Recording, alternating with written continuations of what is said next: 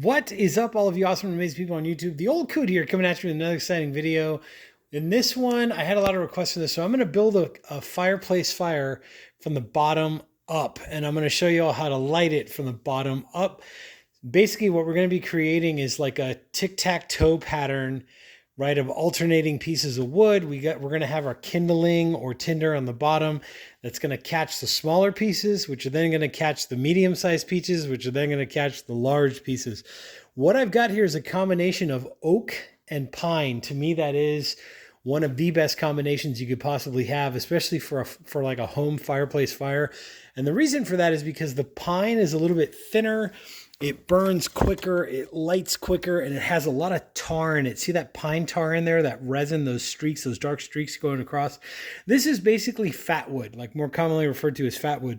And what this does is this kind of gets the fire going, right? It gets the fire started so that your oak, which is your bigger, denser, heavier wood, this is oak back here.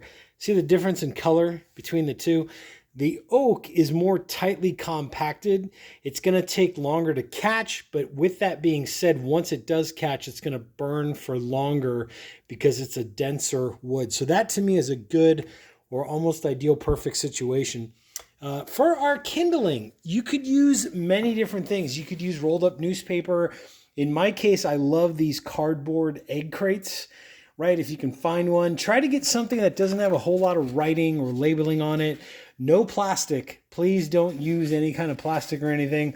All it's going to do is create a toxic mess, literally, and it's going to be harder to clean your chute up there. Hopefully you have a good chimney sweep person in your area that does that kind of thing, but you should clean that out regularly, at least once before the season, before you start, just to make sure you clear everything out of there. Basically, the last time you use it is when you should clean it out, really. And then you should also clean it out, if you're going to be using your fireplace a lot. Just try to prevent like creosote buildup, which could cause a home fire. Definitely not a good thing. Okay, so with that being said, cardboard egg crates is what I like using. And then in my case, I have some dried out pine needles, right? So I'm going to be using those. So what I'm going to do is just basically kind of preload my cardboard egg crates, right, with some pine needles, and be liberal with this. Don't be shy, because the more you put, the easier your fire is going to be to catch. But basically, I've got two pieces, right, that I cut up into two pieces, and the reason for that is I want to attack this from two ends as I go ahead and do it. Another thing is my fireplace is kind of dirty right now, which is okay. It's kind of at the point where, one more burn, one more use, and it's going to be time to clean it out. Try to get yourself a good, whatever they're called, the broom and the thingamajigger. Go in there, clean it out, sweep it, make sure there's no, debris or whatever in there, but try to clean it out as best you can. And then the next step in the process is I'm going to go ahead and lay these down, and I'm going to start building up our layers from there. So I've got my handy dandy knee pad. If you can find yourself a good piece of foam or something, just protect your knees. I know some of you watching this channel, some of my subscribers are like in their teens and 20s, 20s mostly, 30s. But protect your knees. You'll realize it later on in life that you wish you would have taken better care of your knees. So I'm going to go ahead and load in my cardboard with the pine needles, right? So here's the first one going in. And basically what you want to do is you just want to get it so that you have air, underneath around basically all around, the entire fire. This one I'll put kind of like 2/3 of the way in, I guess, so not completely towards the end. And then now what I want to do is I want to layer in my thinner shaved pieces of wood. Usually I use a Fiskars X7 for this process. One of mine broke on a recent camping trip, left it out. Somebody used it. I think they literally broke the whole entire end off. I don't know what they were axing away with. So I ordered a new one. Let's see when that one comes in. But anyways, you can also use, whatever hatchet you have or whatever. What you're trying to do is you're trying to break down your pine into smaller little slivers like this so that these will catch a lot easier. So I'm just going to lay them kind of between the two pieces of cardboard. So there's one piece. Here's another piece. Let's go for 3. And then what I want to do is I want to get my pine in there next. So bigger logs towards the front, smaller logs towards the back. And if you also notice my grate thing here, this end is higher, like it rises up higher. than the backside. The backside is a little lower. The reason for that is that when the fire burnings, if any logs were to fall and they were to fall, they would fall that way instead of falling this way. So that's why whenever you pack up your fire, try to get your bigger logs in the front so that they'll fall towards the back. So that's a little tip or trick. Okay, so now here's a medium-sized-ish piece of pine. If you can find one that's, you know, scraggly and kind of decomposing and has gnarly chunks out of it or whatever, even better. So I'm going to go ahead and put that in there. And then what I'm going to do is I'm going to get my smaller piece of pine, right, that I split. Try to find pieces that are like this, really craggly and gnarly and split up. It'll make for a better fire in the end. So bigger piece of pine in the front, smaller piece of pine in the back. Now what I want to do is I've got some oak here that I'm going to crisscross, right? Making that tic-tac-toe pattern. Same thing.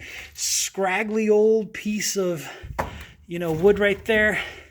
Bigger end in the front, smaller end in the back. And then now I can lay my big, huge oak log on top, right? So there we go. So if you notice, let me go ahead and sit down for a sec. Oh my God, the knees. The knees. Always try to protect the knees. Okay. So if you notice, what we have basically done here is cardboard egg crate or rolled up newspaper, or sorry, not rolled up, but crumpled up newspaper. Like get a piece of newspaper and just crumple it up as best you can. Like try to keep it, you know, as open an area as possible. You could also use, like, if you have napkins that have like chicken fat on them, you know, you wiped your face and you ate a big greasy pork chop, you know, that kind of vibe, that works well. You know, just anything that's light and airy that you could easily take a match to and light it. You know, you get the idea. So then what we did was we put our smaller pieces of pine, our little shavings, right? Little shavings. See all that beautiful coloration there? See those dark stripes? That's the pine tar. That's what's going to light very, very quickly. So I'm going to put that back into my tinder bucket over here. Try to clear out your area as well. So you want to have like a nice clean front of your fireplace so that when you do spark it up, there's less likelihood of a spark, you know, igniting whatever's in front of it, obviously. So you have egg crates, right? Pine needles. Then I have some of those little splinter pieces of pine that are going this way. Then I have the two like medium, half or quarter sized pine logs that are stacked like this basically, right? In parallel that way. Then I have two pieces of oak, right, side by side, kind of giving some lift. And then in the very top this way, I stacked another piece of oak. If you're curious, what is the best wood for a fireplace fire, like a home fireplace, at least in this area, Southern California, like specifically Los Angeles area, this to me is the best combination. I've tried to use almond in the past, but I noticed with almond is good for, like, if you have a raging, roaring fire and you add almond to it, then you're okay. It'll sustain itself. Oak, on the other hand, I think catches a little bit quicker than the almond does, but also oak will self-spark. It'll spontaneously combust if you put it over coals. The almond, like, unless you have a fire going, that almond is almost impossible to catch. So the quick answer to that question, what's the best firewood to use? I would say pine to get it started, and then continue to add oak as your fire roars and rages, and you just want to sustain that heat, right? Let me show y'all real quick what some more oak looks like. So this is oak. On this side, these are oak logs. And then this is our pine over on this section. So see how I've already, like, you just make a day of it. I've already pre-split some pieces of pine for next time, right? And I've got like a bigger piece, then I've got like a smaller piece. And then eventually I might break down another bigger piece into like quarters. And then there's my tinder box, right? My egg crates, you know, lined up and ready to go. Basically during the summer, when I don't use a fireplace, is when I start stacking those up. Right, a little bit of a hoarder. And then as the winter comes along, I'm ready to go, right? And then this is my little tinder bucket over here of, you know, bark, like tree bark that has a lot of oils in it. Maybe if I need to, like, you know, grab like a piece of bark, because bark lights pretty quickly as well, especially if you have pine bark that has like exposed resin on it. Oh, even better, like pine tar, like seeping out those oils and things, you know, that kind of vibe. So what I'm going to do is I'm going to close this box, right? This is our pine needles. I don't want this to accidentally catch And like I said, just kind of go through, you know, you can always use like a little broom of sorts. Knee pad, worth its weight in gold. Using my knee pad. What I'm going to do is I've got like a little 99-cent store, you know, broom here, and I'm just going to sweep in some of this excess here, this ash that kind of came in. Also sweep up the area. You know, just tidiness goes a long way. It goes a long way to make sure that your areas, your work area is clean, et cetera, et cetera. I'm going to put this away. And if you do happen to have like a piece of bark like left over from the previous fire, you can always throw that in there as well if you feel like you need to. But for now, I don't need this, so I'm not going to use it. Just keep this off to the side and out of the way of the heat blast. And once again, just before I get this thing sparked, remember the fire's bouncing off the back wall and coming out towards you, right? So always make sure that your whole area is clear. And also, once you do get your fire going, please use your spark arresters, right? Or your screen or whatever you have, just to make sure that you don't get any sparks that are falling into your living room, et cetera, et cetera. So what I'm going to do is I'm going to go down low right here and find our egg crate. See our egg crate's right there. Our other egg crate is over here, right, as you can see. This particular lighter, I think, was like a one-off. This is the brand, if you were curious, Crocs. But any Bic lighter that's similar to this, right, the Easy Light with the long handle is fine. You could also use matches. Like if you want to get something like this, right, and you want to use fireplace and grill matches, strike on the box. You know, you get the idea. If there's a 40 count, there's your striker down there. I'm not a big fan of the matches. They're just, I don't know. Sometimes they light, sometimes they don't. A pain in the ass.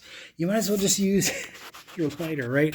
Well, anyways, here's what our wood looks like from the side angle. So in case you want to get a screenshot of that, you know, go ahead and grab your screenshot now while you can. But there you go. There's basically what's going on with this fireplace fire. So I'm going to go ahead and spark this up, and we'll see what happens. And see, I'm lighting it in a couple different places. So I got it lit right there. Going to light it over here as well. Basically from the bottom up, right? And then on this side, I'm going to do the same thing, just to make sure we got this attacked from both sides.